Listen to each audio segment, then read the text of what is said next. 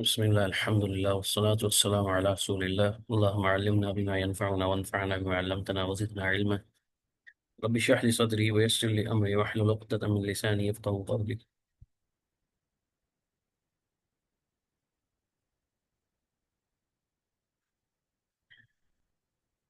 الحمدللہ گزشتہ ہفتے جو ہے نا ہم نے قرآن پاک میں جو محکم اور متشابہ آیات ہیں ان کے متعلق پڑھا تھا، ان کی اقسام.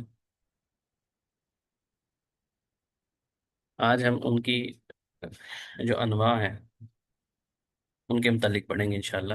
کہ جو متشابہ آیات ہوتی ہیں، پچھلے ہفتے ہم نے یہ پڑھا تھا کہ محکم آیات کون سی ہوتی ہیں اور متشابہ کون سی ہوتی ہیں. آج ہم پہلے متشابہ آیات کی جو ہے نا اقسام پڑھیں گے، وہ کس طرح کی ہوتی ہیں. تو پہلی قسم ہے نا وہ ہے حقیقی، یعنی وہ حقیقی طور پہ ہی متشابہ ہے. متشابہ سے مراد ہوتا ہے کہ جس کا معنی جو ہے نا وہ معلوم ہی نہ ہو، یعنی معنی معلوم ہو لیکن اس کی کیفیت معلوم نہ ہو. معنی معلوم ہوتا ہے اصطلاح کی صورت میں، لیکن کیفیت مجہول ہوتی ہے، یا اس کے بارے میں اللہ کے سوا کوئی نہیں جانتا. جیسا کہ یہاں پہ لکھا ہوا کہ حقیقی وہو ما لا يمكن ان يعلمه البشر کا حقائق صفات اللہ عز و جل. اس میں جو پہلی مثال ہے وہ اللہ سبحانہ تعالیٰ کی صفات کے بارے میں. اب قرآن پاک میں ہم نے پڑھا ہوگا اللہ تعالیٰ کی جو صفات ہیں کہ اللہ تعالیٰ علیم ہے، بصیر ہے، سمیع ہے. اللہ تعالیٰ، تو یہ جو صفات ہیں ان کے معانی ہمیں پتہ ہیں. اللہ تعالیٰ کی ہاتھوں کا ذکر ہے، جیسے ہم نے پچھلے ہفتے بھی پڑھا کہ ید اللہ. اسی طرح سورہ فاتر میں ید اللہ فوق ایدیہم. اسی طرح بل یداہ مبسوطتان کہ اللہ کے دونوں ہاتھ کھلے ہوئے ہیں. اس طرح کی جو آیات ہیں، اب یہ جو آیات ہیں نا ان میں معانی ہمیں معلوم ہے کہ ید کا کیا مطلب ہے. ید کا مطلب ہوتا ہے ہاتھ، لیکن اللہ کا ہاتھ ہے کیسا یہ ہمیں نہیں پتہ. تو یہاں پہ اس کی بات ہو رہی ہے کہ یہ اللہ تعالیٰ کو پتہ ہے، اس کی کیفیت ہمیں نہیں پتہ. وَإِن كُنَّا نَعْلَمُ مَعَانِي هَذِهِ الصِّفَاتِ، اگرچہ ہم اس کا معنی تو جانتے ہیں، لَكِنَّنَا لَا نُدْرِكُ حَقَائِقَهَا، اس کی حقیقت سے ہم واقف نہیں ہیں. جیسا کہ وَلَا يُحِيطُونَ بِهِ عِلْمًا، اللہ سبحانہ تعالیٰ کا فرمان ہے کوئی بھی اس کے علم کا احاطہ نہیں کر سکتا ہے، جان نہیں سکتا اس کے بارے میں. اللہ تعالیٰ کی جو مخلوق ہے ہم تو مخلوق کے بارے میں بھی نہیں جان سکتے، تو اللہ تعالیٰ کی جو ذات ہے وہ تو سب سے بڑی ہے. دوسری ہے لا تدرک الابصار، یہ اللہ تعالیٰ نے خود فرما دی ہے، وہو یدرک الابصار. اسی طرح وہو اللطیف الخبیر. اب یہ لطیف الخبیر جو ہے نا یہ ہمیں پتہ ہے اس کا مطلب کیا ہوتا ہے، لیکن اس کی کیفیت ہمیں نہیں پتہ. اس کی مختلف صورتیں ہم اپنی زندگی میں دیکھتے رہتے ہیں. اس طرح کی جو آیات ہیں، یہ اللہ سبحانہ تعالیٰ کی صفات ہیں، ان کے بارے میں نا امام مالک رحمہ اللہ کا قول، آپ عقیدے کی جو بھی کتاب پڑھیں گے نا، معروف جتنی بھی کتابیں ہیں اہل سنہ والجماعہ کی، اس میں آپ کو یہ قول عموماً تقریباً ہر کتاب میں ملے گا. یہ بڑا ہی جامع قول ہے امام مالک رحمہ اللہ کا. وہ فرماتے ہیں جب ان سے پوچھا گیا کہ الرحمن علی العرش استوى، اس کا کیا مطلب ہے، تو انہوں نے فرمایا الاستواء غیر مجہول. غیر مجہول سے مراد اس کا دوسری اس میں بھی لکھا ہوتا ہے کہ الاستواء معلوم. یعنی مجہول یہ ہے کہ یہ ایسا نہیں کہ جس کو ہم جانتے نہیں، ٹھیک ہے. استواء کا مطلب ہمیں پتہ ہے. والکیف غیر معقول، یعنی یہ نہیں ہے کہ عقل میں نہیں آ سکتا. کیف جو ہے نا وہ آپ کی عقل میں نہیں آ سکتا. یہاں پہ تھوڑی عبارت انہوں نے چینج کر کے لکھی ہوئی ہے. عموماً بعض کتابوں میں یہ ہوتا ہے کہ الاستواء معلوم والکیف مجہول والایمان به واجب والسؤال عنه بدعہ. اس میں جو اللہ سبحانہ تعالیٰ کی جتنی بھی صفات ہیں ان کے بارے میں ہم یہی کہیں گے کہ ان کا معنی ہمیں معلوم ہے، اس کی کیفیت ہمیں معلوم نہیں ہے. جیسا کہ ابھی ہم نے اوپر پڑھا کہ لا تدرک الابصار، ابصار اس کو پا ہی نہیں سکتی. بلکہ اللہ کی تو مخلوق میں ایسی چیزیں ہیں جس کو ہم نہیں دیکھ سکتے، اس کا احاطہ کرنا ہمارے لیے ممکن نہیں ہے. یہ جو کائنات ہے اس کا احاطہ کرنا ممکن نہیں ہے ابھی تک، اتنی بڑی کائنات ہے. اور بھی ایسی کئی مخلوق اللہ تعالیٰ کی جو مخلوقات ہے اس میں ایسی کئی چیزیں ہیں جن کی کیفیت کے بارے میں ہمیں نہیں پتہ. تو اللہ تعالیٰ کی جو ذات ہے وہ تو ویسے ہی لیس کمثلہ شیء، اس کی مثل تو کوئی چیز ہی نہیں ہے. تو امام مالک رحمہ اللہ نے فرمایا کہ استواء کا معنی تو معلوم ہے، اس کی کیفیت ہمیں نہیں پتہ، وہ مجہول ہے. والایمان بھی واجب، لیکن اس کے اوپر ایمان رکھنا یہ واجب ہے، فرض ہے. والسؤال عنہ بدعہ، اس کے متعلق سوال کرنا بدعت ہے. جس چیز کا معنی معلوم ہی نہیں ہے اس کے بارے میں آپ کیا سوال کریں گے. یعنی جو حقیقی اشتباہ اس کی بات ہو رہی ہے یہاں پہ. اللہ تعالیٰ کی ذات کے بارے میں کہ اللہ تعالیٰ کے ہاتھ کیسے ہیں، اللہ تعالیٰ کی آنکھیں کیسی ہیں، یا اللہ تعالیٰ، یہ جو سوال ہے نا یہ بالکل فضول سوال ہے. ہاں یہ ہے کہ اللہ تعالیٰ کے ہاتھ ہیں، کیا دلیل ہے؟ قرآن پاک میں آ گیا۔ تو بجائے اس کی تعویل کرنے کے جی اس ید سے مراد جو ہے نا، جو قرآن پاک میں اللہ تعالیٰ کے ہاتھ کا ذکر سے مراد اللہ کی قدرت ہے، تو مراد قدرت لینے کی ضرورت ہی نہیں ہے۔ یہ عقیدے کے بنیادی مسائل میں سے ہے، کیونکہ بعض لوگوں نے قرآن پاک کے ترجمے بھی آپ پڑھیں گے، اور ویسے بھی آپ ان کے تقریر یا بیان میں سنیں تو وہ جہاں پہ اللہ تعالیٰ کی ان صفات کا ذکر آتا ہے نا، تو وہاں پہ وہ تعویل کر دیتے ہیں، وہ کہتے ہیں جی ہاں سے مراد قدرت ہے، طاقت ہے، تو یہ مراد نہیں ہے۔ جیسے دیگر صفات ہیں کہ اللہ تعالیٰ کی ذات ہے، ہاں جی ہے، اب ان سے جب پوچھتے ہیں نا ہم کہ آپ یہ کیوں ترجمہ کرتے ہیں، کیوں ایسی تعویل کرتے ہیں کہ یا سے مراد طاقت ہے، تو وہ کہتے ہیں کہ اس میں اگر ہم نہ کریں تو یہ مخلوق سے مشابہت ہو جاتی ہے، کیونکہ مخلوق کے بھی ہاتھ ہوتے ہیں۔ تو اس کا سمپل سا جواب یہ ہے کہ اگر انہی سے پوچھا جائے کہ اللہ تعالیٰ زندہ و جاوید ہے، اللہ تعالیٰ کا نام ہے نا حی القیوم، ہمیشہ زندہ رہنے والا، ہاں جی ہے زندہ، تو مخلوق زندہ نہیں؟ مخلوق بھی زندہ ہے، تو یہاں پہ کیوں نہیں مشابہت ہو رہی؟ ان سے پوچھیں اللہ سنتا ہے؟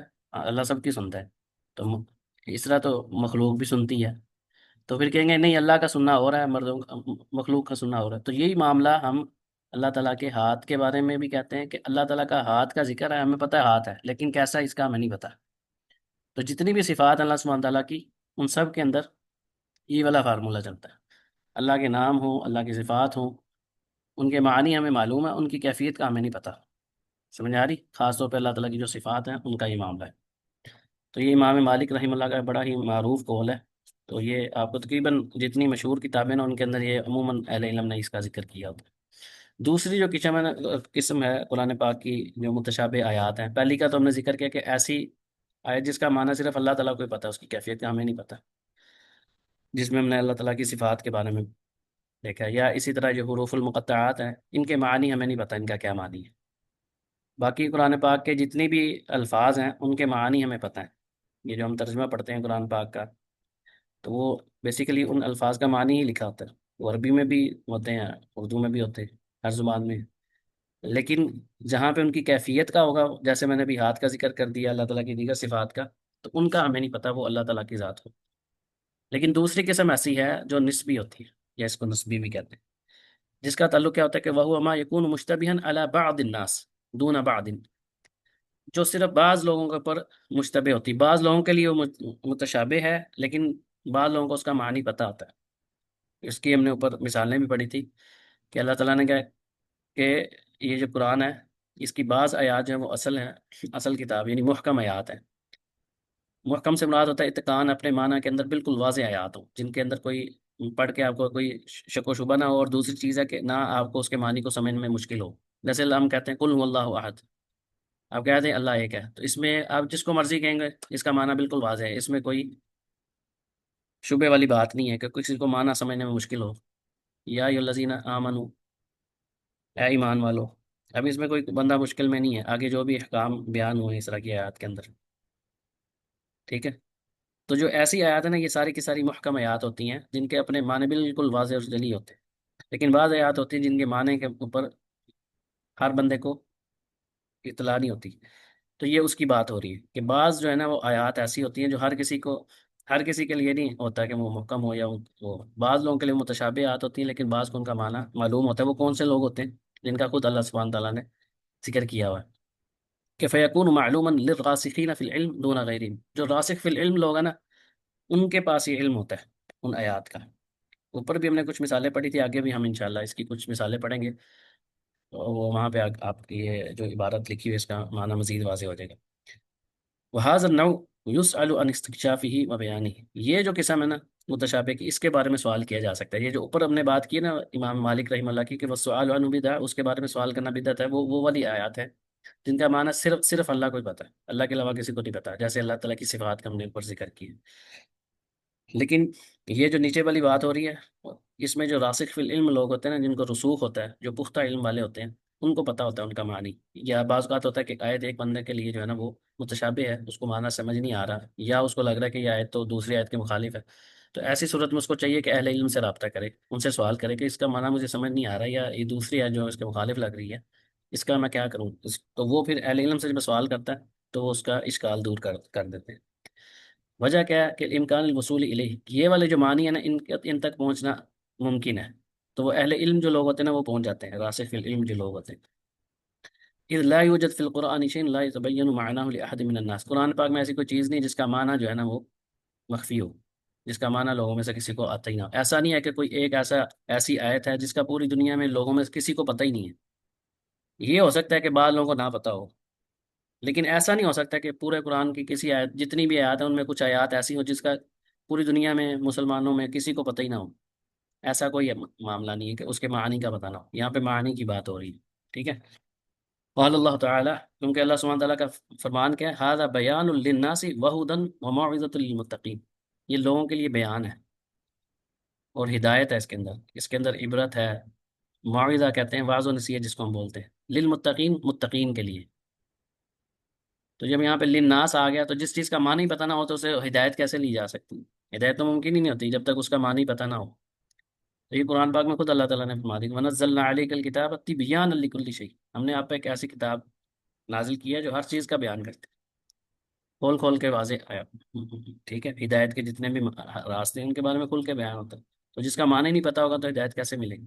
جیسے پتہ چلتا ہے کہ بعض لوگوں کے لیے ممکن ہے کہ وہ ان کو معنی نہ پتا ہو، لیکن ایسا نہیں ہے کہ کسی کو بھی نہ پتا ہو، ایسا نہیں ہوتا۔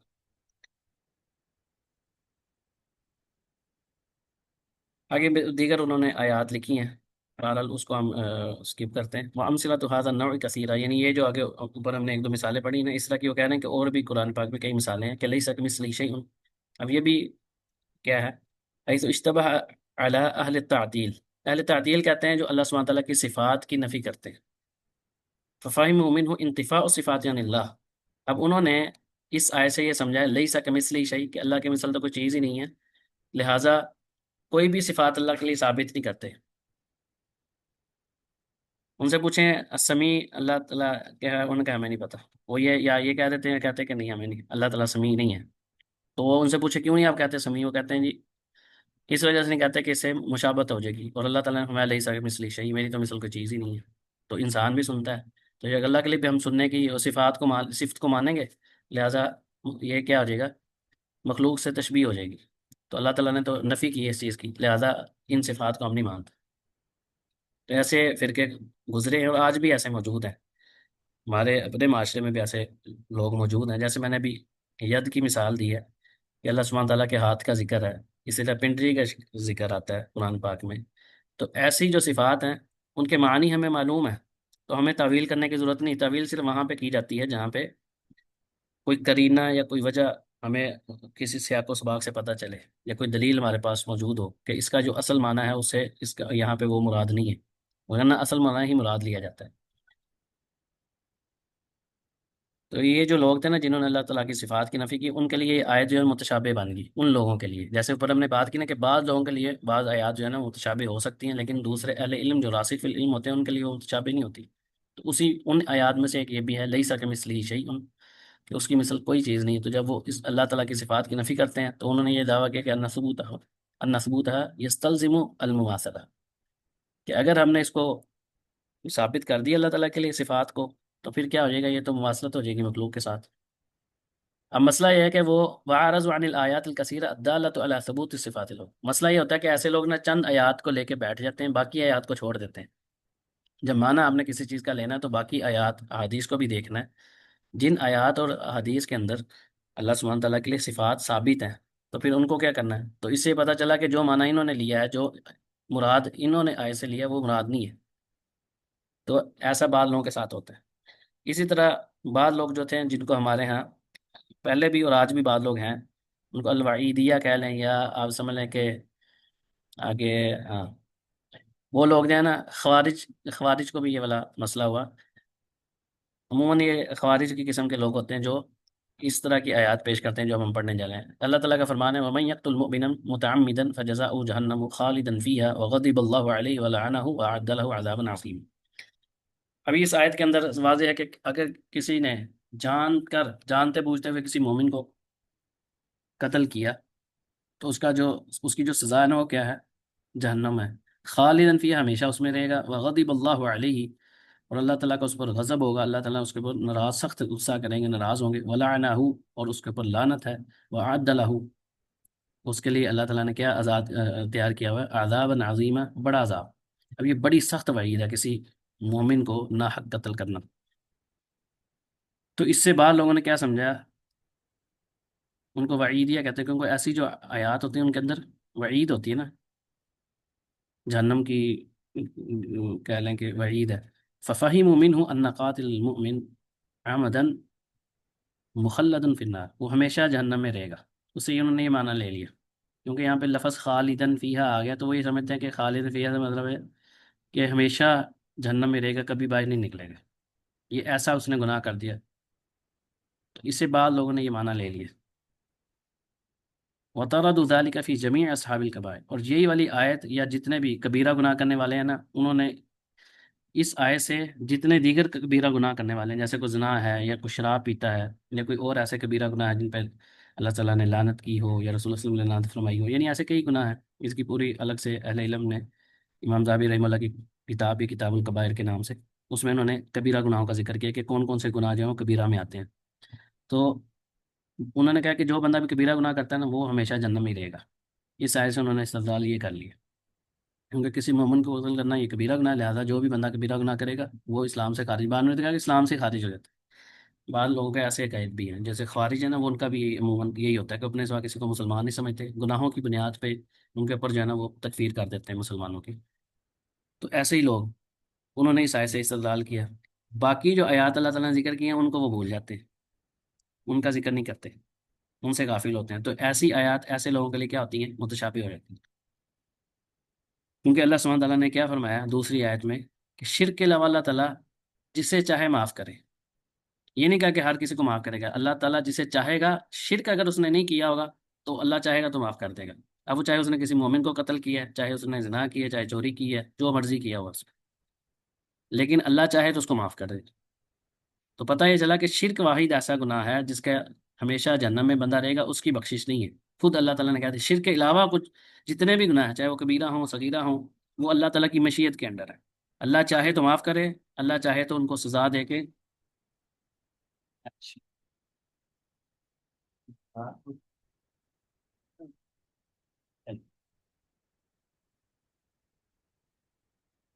تو شرک کے علاوہ کیا ہے، اب یہ دوسری آیات جو ہیں جن میں اللہ سبحانہ تعالیٰ نے شرک کا ذکر کیا کہ ان اللہ لا یغفر ان یشرک بہ ویغفر ما دون ذلک. اب شرک کے علاوہ باقی ہر گناہ کا ذکر کیا، ویغفر ما دون ذلک. اس سے پتہ چلا کہ شرک کے علاوہ ہر گناہ معافی کے قابل ہے، لیکن ہے اللہ تعالیٰ کی مشیت کے. اللہ چاہے تو معاف کرے، نہ چاہے تو اس بندے کو سزا دے گا جتنے اس کے سزا بنتی ہوگی، اس کے بعد وہ جہنم سے نکالا جائے گا. یعنی اس کی معافی ممکن ہے لیکن وہ اللہ تعالیٰ کی مشیت کے اندر ہے. تو یہ دوسری آیت سے میں پتہ چل گیا کہ یہ جو معنی انہوں نے بیان کیا نا کہ قتل کرنے والا ہمیشہ جہنم میں رہے گا، ان کو یہ معنی ان کا یہ درست نہیں ہے. کیوں؟ کیونکہ ہمارے پاس دوسری آیت آ گئی ہے، اللہ تعالیٰ نے شرک کے علاوہ باقی ہر گناہ کی معافی کا بتلا دیا کہ وہ اللہ تعالیٰ کی مشیت کے اندر. اسی طرح ایک اور آیت ہے، الم تعلم ان اللہ یعلم ما فی السماء والارض ان ذلک فی کتاب ان ذلک علی اللہ یسیر. اب یہ جو ہے نا، جو کچھ بھی زمین و آسمان میں اللہ تعالیٰ کے علم میں ہے، اللہ جانتا ہے، اور یہ سارا کچھ کس میں ہے، کتاب میں لکھا ہوا. تو اس سے بعض جو ایک فرقہ تھا جبریہ، وہ کہتے تھے ہم تو مجبور ہیں، کوئی بھی گناہ کرنا ہے یا کوئی نیکی کرنی ہے، وہ کہتے ہیں انسان کے ارادے میں شامل نہیں ہے، انسان مجبور ہے اس کام کے لیے، جو بھی وہ کرتا ہے یہ تو پہلے سے لکھا ہوا ہے. جیسے ہمارے ہاں بھی آج کل بھی بعض لوگوں کے ذہن میں یہ تقدیر کے بارے میں جب بات ہوتی ہے نا، تو بعض نوجوان یا بعض لوگوں کے، مسلمانوں کے اندر بھی یہ سوال آ جاتا ہے. اور یہ ایسا سوال نہیں ہے جو کوئی یعنی قابل فہم نہ ہو، نارمل بات ہے. یہ ایک نارمل انسان کے ذہن میں بھی بات کبھی کبھی یہ اشکال آتا ہے کہ جب اللہ تعالیٰ نے پہلے سے سارا کچھ لکھا ہوا ہے تو پھر ہمارا تو کوئی کردار ہی نہ ہوا. تو ایسا ایک باقاعدہ پورا فرقہ بھی گزرا ہے، اس کو جبریہ کہتے ہیں. وہ کیا کرتے تھے کہ وہ کہتے ہیں ہم تو مجبور ہیں جی، ہم مجبور ہیں، جو بھی ہوتا ہے وہ تو پہلے سے لکھا ہوا ہے کہ ان العبد مجبور علی عمله، وہ تو مجبور ہے، اس نے حل ہمیں وہ کام کرنا ہی کرنا ہے. کیوں؟ انہوں نے یہ آیت سے یہ کیا سمجھ لیا، ان ذالک فی کتاب. اس آیت سے انہوں نے استدلال کر لیا کہ جو بھی ہے وہ تو پہلے سے لکھا ہوا ہے، انسان تو مجبور ہے کیونکہ اللہ تعالیٰ نے پہلے لکھ دیا. حالانکہ اللہ تعالیٰ نے لکھ دیا اس وجہ سے وہ بندہ عمل نہیں کرتا، بلکہ جو بندے نے عمل کرنا تھا اللہ نے وہ لکھا ہے. بس یہ عبارت کو تھوڑا سا سیٹ کر کے پڑھنے کی ضرورت ہے کہ جو انسان نے عمل کرنے تھے نا، اللہ تعالیٰ نے وہ سارا لکھ دیا کہ یہ فلاں فلاں کام کرے گا، کیونکہ اللہ تعالیٰ کے علم میں تھا. اللہ کو پتا تھا کہ اس نے فلاں جگہ پہ جانا ہے، فلاں جگہ پہ یہ کام کرنا ہے، تو اللہ تعالیٰ نے اپنے علم کی بنیاد پہ وہ لکھ دیے. یہ نہیں ہے کہ وہ اس بندے نے اس وجہ سے لکھا ہے کیونکہ اللہ تعالیٰ نے وہ کام اس لیے ہو رہا ہے کیونکہ اللہ تعالیٰ نے لکھا ہے. اس عبارت کو سمجھنا بڑا ضروری ہے، یہ چھوٹی سی عبارت ہے لیکن یہ بعض کا تھوڑی مشکل ہو جاتی سمجھنی۔ تو ان فعل العبد نوعان، ایک انسان کے جو افعال ہیں ان کی دو قسمیں ہوتی ہیں، اختیاری اور غیر اختیاری۔ اور راسخون فی العلم، اصحاب العقول، جو راسخ فی العلم ہوتے ہیں، جو عقل مند لوگ ہوتے ہیں، وہ کیا کہتے ہیں، یعرفون کیف یخرجون او یخرجون هذه الآیات من هذه الآیات المتشابہہ الی معنی یتلائم مع الآیات الاخرى، یعنی وہ ان کو پتہ ہوتا ہے کہ ایسی آیات اور دوسری آیات کا جو معنی ہے ایسا نکالنا کہ جو ایک دوسرے کی مخالفت نہ کر رہی ہیں، ایک دوسرے کے مناسبت ہو، وہ کیا کرتے ہیں، محکم آیات کی طرف رجوع کرتے ہیں کہ ان میں کیا حکم دیا گیا ہے، تاکہ متشابہ آیات کا اصل معنی جو ہے وہ نکالا جا سکے اور ایسا معنی بیان کیا جائے جس میں کوئی اشتباہ باقی نہ رہے۔ یہاں تک بات سمجھ آ گئی آپ کو؟ یہ جو میں نے ابھی مسئلہ بیان کیا، اس پہ میں پہلے بھی کئی کلاسز میں بات کر چکا ہوں کہ اللہ تعالیٰ نے اپنے علم کی وجہ سے جو لکھا ہے نا، وہ کیونکہ اللہ تعالیٰ کو پتہ تھا فلاں بندے نے یہ کام کرنا ہے تو اللہ تعالیٰ نے وہ لکھ دیا، تو بندہ اس وجہ سے وہ کام نہیں کرتا کیونکہ اللہ نے لکھا ہے، بلکہ اللہ نے وہ لکھا جو اس نے کرنا تھا۔ جو دنیا میں کسی بندے نے کرنا اور بندے کو پتا ہو، جیسے ہم کسی کے بارے میں آیات، ایک انسان جو ہے، جیسے میں مثال پہلے بھی کئی دفعہ دی ہے کہ اسکول میں بچے ہوتے ہیں نا، کوئی 2-4 مہینے استاد پڑھاتا ہے تو وہ کلاس کے بچوں کے بارے میں بتا رہا ہے کہ بھئی یہ بچے کے بارے میں گارنٹی دیتا ہوں یہ بندہ پاس ہوگا، دوسرے بندے میں انسان کہتا ہے یہ تھوڑا سا جو ہے نا اس کا متوسط معاملہ ہے، تو ہو سکتا ہے یہ درمیانے نمبر لے کے پاس ہو جائے گا بعد، اور کچھ لوگوں کے بارے میں استاد کہہ دیتا ہے کہ بھئی یہ تو کنفرم فیل ہوں گے، ان کا مجھے پتہ ہے، وہ اپنے تجربے اور علم کی بنیاد پہ کہتا ہے کہ بچے جو ہے نا فیل ہوئیں گے، وجہ کیا ہے، ان بچوں کی حرکتوں کا اس کو پتہ ہوتا ہے۔ اب بچے فیل ہو جاتے ہیں، اور جب وہ فیل ہو جائے اور وہ بچہ آ کے کہے کہ جی میں تو اس وجہ سے فیل ہوں کیونکہ استاد نے کہا تھا، تو کوئی بھی عقل مند بندہ اس چیز کو سمجھے گا، وہ کہے گا جاؤ یار، پڑھا تم نے خود نہیں اور نام تم استاد کا کہہ رہے، اور وہ کہے گا نہیں نہیں پوچھ لیں آپ، استاد نے کہا تھا، استاد نے کہا تھا کہ تم فیل ہو جاؤ گے لہٰذا اس وجہ سے میں فیل ہوں، تو کوئی بھی عقل مند بندہ جو ہے نا اس کی اس بات کو قبول نہیں کرے گا۔ تو یہ مخلوق کا مخلوق کے ساتھ معاملہ ہے، اور جو خالق ہے اس کے تو علام الغیوب ہے، تو اللہ تعالیٰ کے تو علم میں تھا، ہمارے پیدا ہونے سے پہلے پتا تھا اللہ تعالیٰ کو کہ انہوں نے دنیا میں جا کے کیا کیا کام کرنے ہیں، تو اللہ تعالیٰ نے وہی لکھا جو ہم نے کرنا تھے، تو ہم وہ کام کر رہے ہیں جو ہم اپنے اختیار سے کر رہے ہیں۔ سمجھ آ رہی بات؟ اس وجہ سے نہیں کہ اللہ تعالیٰ نے لکھ دیا تو اس وجہ سے ہم صرف وہی کام کری جا رہے ہیں، اللہ تعالیٰ کا علم جو ہے نا وہ تو کامل ہے، تو اللہ تعالیٰ کو پورا پتا ہے کہ اس بندے نے کیا کرنا ہے، کس ٹائم کیا کرنا ہے، کیا کھائے گا، کہاں جائے گا، کون سی حرکت کرے گا، تو وہ سارا کچھ لکھا ہوا ہے۔ تو لکھنے کی وجہ سے ہم ایسا نہیں کرتے، بلکہ جو ہم نے کرنا تھا وہ اللہ تعالیٰ نے لکھ دیا۔ آگے آگے الحکمت فی تنوع القرآن الی محکم متشابہ، اب اس کے اندر حکمت کیا ہے؟ پورا قرآن بھی تو محکم ہو سکتا تھا نا، بالکل ہر چیز واضح ہو، کیا ضرورت تھی اللہ تعالیٰ کو متشابہ آیات رکھنے کی؟ اس کے اندر کیا حکمت ہے، اس معاملے میں ہم پڑھیں گے کہ محکم آیات، پورا قرآن محکم ہو سکتا تھا، یا پورا قرآن جو ہے وہ متشابہ کیوں نہیں ہے، پورا قرآن ہی ایسا ہو جاتا۔ تو یہ جو دونوں آیات قرآن پاک میں پائی جاتی ہیں، اس کی کیا حکمت ہے، یہ اس موضوع میں ہم پڑھیں گے کہ لو کان القرآن کلہ محکما، اگر قرآن جو ہے نا وہ پورے کا پورا محکم ہی ہوتا، ہر معنی جو ہے نا اس کا واضح ہوتا، ہر بندے بچے بوڑھے عالم غیر عالم ہر کسی کو پتہ ہوتا کہ اس میں اس کا کیا مطلب ہے، تو لفاتت الحکمت من الاختبار به تصدیقا وعملا، تو پھر جو حکمت ہے نا اس قرآن پاک کی تصدیق کرنے کی، اس کو سچا ماننے کی اور اس پر عمل کرنے کی، وہ حکمت فوت ہو جانی تھی، اس کا معنی فوت ہو جانا۔ وجہ کیا ہے کہ بعض آیات اللہ تعالیٰ نے ایسی رکھی ہیں جن کا انسان کو پتہ ہی تب لگے واقعی واقعی سچا مومن ہے کہ نہیں، جیسے ابو بکر صدیق رضی اللہ عنہ کے بارے میں صدیق کا لقب ہم کو پتہ ہے کیوں پڑا، واقعہ اسراء المعراج جو ہے وہ ایسا واقعہ تھا جس میں ہر بندہ جو وہ پریشان ہے، اور کفار کو ایک بہت بڑی دلیل مل گئی کہ اب مسلمانوں کو ہم جو ہے نا کہہ سکتے ہیں کہ تم جھوٹے ہو، تمہارا نبی سچا نہیں ہے، اس نے اتنی بڑی بات کر دی کہ جی میں راتوں رات جو ہے نا وہ مکہ سے فلسطین گیا اور مسجد اقصیٰ گیا، وہاں سے آسمانوں کی سیر کر کے۔ اب یہ بات واقعی ایسی تھی کہ کوئی بھی بندہ اگر اپنی عقل کے مطابق سوچے اس کی سمجھ میں تو نہیں آئے گا، اور خاص طور پہ اگر ہم 1400 سال پہلے کا معاملہ دیکھیں، آج تو چلو کوئی میزائل ٹیکنالوجی ہے، کچھ جہاز ہے، اس ٹائم تو ایسا کچھ بھی نہیں تھا، تو جو مہینوں کا سفر ہے وہ اگر، اور پھر آسمانوں کی سیر کا ذکر ہے، تو پھر ابو بکر صدیق رضی اللہ عنہ نے کیا فرمایا، انہوں نے کہا اگر یہ بات محمد نے کی ہے تو بس بات ختم، یہ ہوتی ہے تصدیق، کہ جتنی جیسی مرضی بات ہے ہمیں اسے لینا دینا نہیں ہے، بات کس کی طرف سے آئی ہے، اگر وہ صحیح ہے، قرآن پاک کی آیت ہے، اللہ تعالیٰ کا فرمان ہے یا رسول مکرم صلی اللہ علیہ وسلم کا فرمان ثابت ہے، تو ہمیں ہماری عقل میں آ رہا نہیں، ہمیں اسے کوئی لینا دینا نہیں ہے، ہمیں یہ پتا ہے کہ یہ بات سچی ہے بس۔ تو یہ جو امتحان ہے نا یہی قرآن پاک کی ان آیات میں ہے کہ بعض محکم ہے آیات ہیں وہ تو ہر کوئی اس پہ ایمان لے کر آئے گا، لیکن بعض ایسی آیات ہیں جن کے اوپر ایمان لانا مشکل ہوتا ہے، تو یہی اصل امتحان ہے۔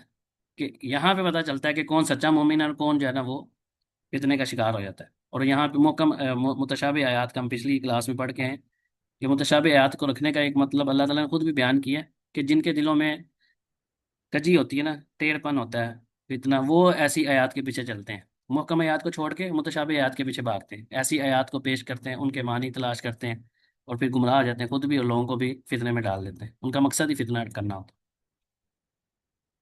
تو اگر ساری آیات متشابہ ہوتی تو پھر اس کا بیان کرنے کا مقصد فوت ہو جانا، لوگوں کو سمجھ نہیں تھی آنی، پھر ہدایت نہیں ملنی تھی، بہت للناس۔ تو یہ جو قرآن پاک کو نازل کرنے کا مقصد ہے لوگوں کو ہدایت دینا، ہدایت حاصل کرنا، تو یہ مقصد فوت ہو جانا تھا۔ اس لیے بعض آیات جو ہے محکم ہے، زیادہ تر محکم آیات ہی ہیں۔ متشابہ آیات رکھنے کا یہ ہے کہ امتحان کے طور پہ اللہ تعالیٰ نے ایسی آیات رکھی تاکہ لوگ جو ہے نا وہ ہر دور کے اندر ایسی کوئی نہ کوئی، جیسے احادیث ہیں، ایسی بعض آیات بھی قرآن پاک میں ہیں کہ جو ہر کسی کی سمجھ میں بھی نہیں آتی، اور نہ بعض لوگ جو ہے نا، بعض لوگوں کو اس کو ہضم کرنا شروع کہتے ہیں نا مشکل ہوتا ہے۔ تو یہیں پتہ چلتا ہے کہ بھئی آپ واقعی اللہ کے رسول کی بات پہ یقین رکھتے ہیں، اللہ کے اوپر یقین رکھتے ہیں یا نہیں رکھتے۔ بعض لوگ جو ہے وہ کہتے ہیں قرآن پاک میں یہ کیسے، بعض لوگ حدیث کا انکار اس وجہ سے کر دیتے ہیں۔ اب قرآن پاک کو تو نہیں کہہ سکتے وہ فوراً، تو وہ کہاں سے شروع کرتے ہیں، وہ راویوں کے اوپر بحث شروع کر دیتے ہیں، پھر اس کے بعد احادیث کے اوپر آتے ہیں، اور احادیث کا انکار کرتے کرتے بھی آخر قرآن کا انکار کرنا پہنچ جاتے ہیں، ڈائریکٹ قرآن کے اوپر بات نہیں کرتے۔ قرآن کے اوپر ہوتا ہے، حالانکہ قرآن کے اندر بھی ایسی کئی باتیں ہوتی ہیں، جس جو اعتراض وہ حدیث پہ کر رہے تھے نا، وہ اعتراض سیم قرآن پاک پہ بھی لگ سکتا ہے، لیکن اتنی ہمت نہیں ہوتی، تو وہ کیا کرتے ہیں، پہلے حدیث کے راویوں کو مشکوک بناتے ہیں، صحابہ کرام کے اوپر بات کرتے ہیں، پھر اگلا مرحلہ ان کا حدیث کے اوپر ہوتا ہے، اور اس کے اگلا والا مرحلہ جو ہے نا وہ قرآن پاک کے اوپر آ کے بات کرنی شروع کرتے ہیں۔ تو اس کا ذکر اللہ تعالیٰ نے کیا ہے۔ تو یہ اصل بیسیکلی امتحان ہے، تاکہ سچے اور کھرے اور کھوٹے میں پتہ چل جائے۔ اور اللہ سبحانہ تعالیٰ نے خود ہی یہ بیان کیا ہے کہ ہم نے اس لیے رکھا تاکہ جو جن کے دلوں میں زیغ ہے نا وہ پتہ چل جائے۔ فإن صادق الایمان یعلم ان القرآن کلہ یا کلہ من عند اللہ، ٹھیک ہے؟ جو سچا بندہ ہوتا ہے نا مومن، اللہ تعالیٰ نے کہا والراسخون فی العلم یقولون کل من عند ربنا، وہ یہی کہتے ہیں کہ بھئی سارا کچھ اللہ کی طرف سے، ہمارے رب کی طرف سے ہے۔ اور خود اللہ سبحانہ تعالیٰ نے فرما دی کہ لا یأتیہ الباطل من بین یدیہ ولا من خلفہ، یہ ایسا کلام ہے نا، اس باطل آ ہی نہیں سکتا اس کی طرف، نہ آگے سے نہ پیچھے سے، کسی طرح سے بھی باطل اس میں داخل نہیں ہو سکتا قرآن پاک کی۔ تنزیل من حکیم حمید، یہ حکمت والے اور جس کی خوب تعریف کی گئی نا، تعریفوں کا قابل ہے، اس کی طرف سے یہ نازل کیا گیا۔ ولو کان من عند غیر اللہ، اگر اللہ کے علاوہ کسی اور کی طرف سے ہوتا ہے یہ کلام، لوجدوا فیہ اختلافا کثیرا، یہ تو اللہ تعالیٰ نے خود نفی کر دی کہ اس میں اختلاف ہے ہی نہیں۔ تو کوئی بندہ ایسی آیت لے کے دیکھیں جی اس آیت میں تو یہ ہے، تو دوسری آیت میں یہ ہے، تو اس میں اختلاف ہے، تو اس کا مطلب ہے کہ اس کے اپنے فہم کے اندر مسئلہ ہے، ان آیات میں اختلاف نہیں ہے۔ اس کو چاہیے کہ وہ اہل علم سے، راسخون فی العلم لوگوں سے رابطہ کرے، ان سے سوال کرے، اور اپنے اس اشکال کو دور کرے، نہ کہ قرآن کے اوپر اعتراض شروع کر دے۔ یہی معاملہ حدیث کے معاملے میں، کیونکہ حدیث کے اندر بھی لوگ اشکال کا شکار ہو جاتے ہیں کہ ایک حدیث میں یہ ہے، دوسری میں ایسے ہے، تیسری میں یہ ہے، یہ کیوں ہے، وہ کیوں ہے۔ تو ایسے لوگوں کو چاہیے کہ وہ اہل علم سے رابطہ کریں، ان سے پوچھیں، تو اس کی جب علماء سے رابطہ کریں گے، علماء اس کا بتلائیں گے کہ اس کا کیا مطلب ہے۔ تو بہت سے لوگ جو ہے نا وہ اپنی عقل کو عقل کل سمجھ لیتے ہیں اور اس کے مطابق فیصلہ کرنا شروع کر دیتے ہیں۔ تو یہ اللہ سبحانہ تعالیٰ نے ایسے لوگوں کے لیے امتحان رکھا ہے تاکہ سچے کھرے اور کھوٹے میں فرق پتہ چلے۔ آگے ہے تعارض، مہم تعارض فی القرآن، قرآن پاک میں وہ آیات جو بظاہر جو ہے نا ان کا معنی ایک دوسرے کے مخالف ہوتا ہے، یا تعارض کا اشتباہ یا شبہ پیدا کرنے والی آیات ہوتی ہیں۔ تو یہ بھی اوپر جیسے ہم نے متشابہ آیات کا پڑھا نا، اسی طرح بعض آیات ہوتی ہیں ان کے متعلق ایسے بعض لوگ جو ہے نا شبہ کا شکار ہو جاتے ہیں۔ تو التعارض فی القرآن ان تتقابل آیاتان، یعنی تعارض فی القرآن سے مراد یہ ہے کہ آپ دو آیات کا تقابل کریں، بحیث یمنع مدلول احداہما مدلول الاخر، اس میں کیا ہوتا ہے کہ ایک آیت کا جو مدلول ہے، یعنی جس کے اوپر ایک آیت دلالت کر رہی ہے نا، دوسری آیت اس کے بالکل مخالف معنی ہوتا ہے، یہ سمجھ لیں، مدلول ان کا دونوں کا ایک دوسرے کے خلاف ہوتا ہے۔ تو ایک عام آدمی جو ہے نا وہ اشکال میں پڑ جاتا ہے کہ یہ کیا بات ہے، ایک آیت میں یہ کہا گیا، دوسری آیت میں اس کا بالکل الٹ بات کی گئی۔ تو اس طرح کی جو آیات ہیں، جو اس پہ باقاعدہ اہل علم نے کتابیں بھی لکھی ہیں، ایک محمد بن امام شنقیطی رحمہ اللہ، ان کی کتاب ہے، پوری یہ جو جتنی آیات ہیں ان کا پورا انہوں نے تفصیل سے جواب دیا ہوا ہے، عربی میں ہے، اردو میں شاید مجھے نہیں پتا، اردو میں بھی شاید اس کا ترجمہ ہو، لیکن ترجمے کا میرے علم میں نہیں، عربی میں تو یہ کتاب موجود ہے، اردو میں بھی ایسی بہرحال کتابیں ہوں گی جو خاص طور پہ جو الہات کے حوالے سے لکھی جاتی ہے نا، ان کے اندر ایسے اشکالات کے جواب دیے جاتے ہیں۔ تو ولا يمكن ان يقع التعارض بين آیین مدلولهما خبری، اب وہ کہہ رہے ہیں کہ کچھ آیات تو ایسی ہوتی ہیں جن کے اندر کبھی بھی تعارض آ ہی نہیں سکتا. اب یہ کچھ مزید تفصیل بیان کر رہے ہیں. یہ نہیں کہ ہر آیت جو ہے نا ایک دوسرے کے مخالف ہو سکتی. جو ایک دوسرے کے مخالف نظر آنے والی ان میں بھی بعض آیات کا تعلق جو ہے نا، اگر جن کا تعلق اخبار کے ساتھ ہے، ماضی کی اخبار کے ساتھ یا مستقبل کے حوالے سے کہ مستقبل میں ایسا ہوگا، یا ماضی میں جو واقعات ہو جیسے انبیاء کے واقعات ہوتے ہیں یا قوموں کی اللہ تعالیٰ نے واقعات، جس کا تعلق خبر کے ساتھ ہے، تو ایسی کوئی بھی آیت ایک دوسرے کے متعارض نہیں ہے قرآن پاک کے اندر. نہ کوئی ایسا وہم پیدا ہو سکتا ہے کسی کے اندر، نمبر ایک. کیونکہ ایسا پاسبل ہی نہیں کہ ایک خبر دی جائے اور دوسری آیت اس کی مخالفت کر دے، ایسا نہیں ہو سکتا. ومن اصدق من اللہ حدیثا ومن اصدق من اللہ قیلا. اللہ تعالیٰ بات کے اعتبار سب سے سچا، اللہ سے بڑھ کے سچا کون ہے؟ تو یہ تو اللہ تعالیٰ نے خود ہی فرما دی. ولا يمكن ان يقع تعارض بین آیتین مدلولهما حکمی.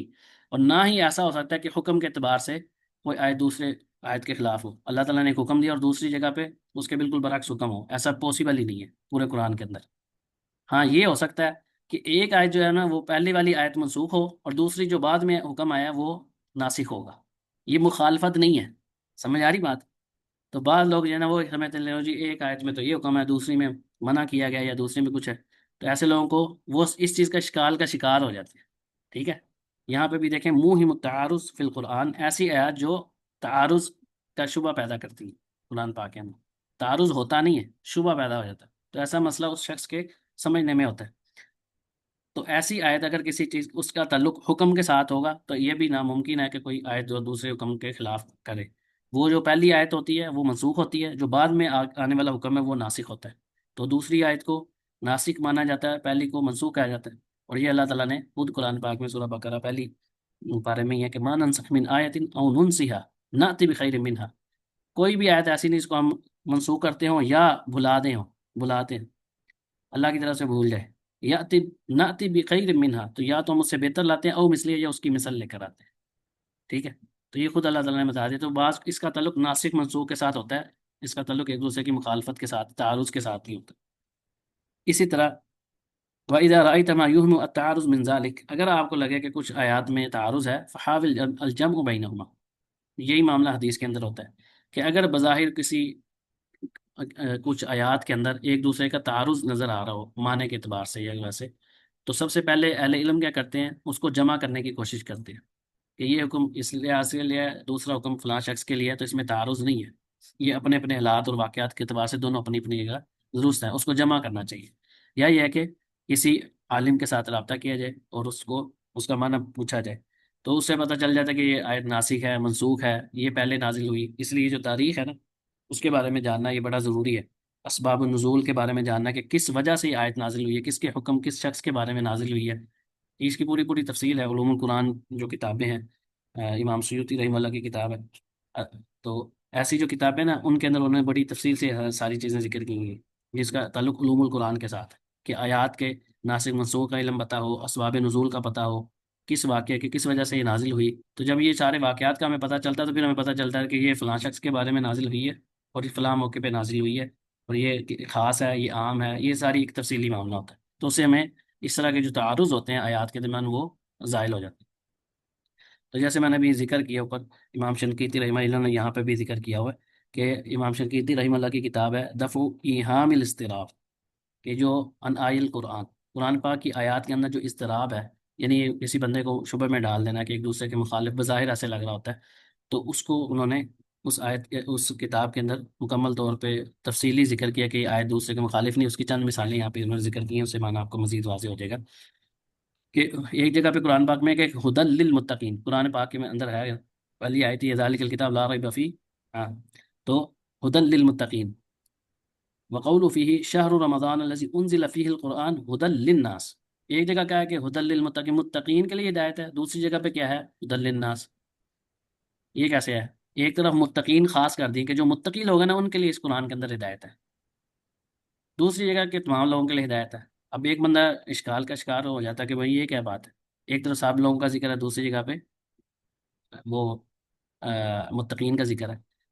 تو یہاں پہ اس کا جواب جو سادہ سا وہ یہ ہے فجعل ہدایت القرآن فی الآیہ الاولی خاصۃ بالمتقین. یہ وہی بات ہے کہ پہلی میں ہدایت جو ہے نا متقین کے ساتھ خاص کر دی، دوسرے میں عامۃ الناس والجمع بینہما. اب اس کو ہم نے سب سے پہلے جمع کرنا ہے، یہ نہیں کرنا کہ یہ ناسخ ہے اور منسوخ ہو گیا، ایسا معاملہ نہیں ہے. سب سے پہلا معاملہ ہوتا ہے کہ ان کو جمع کرنا.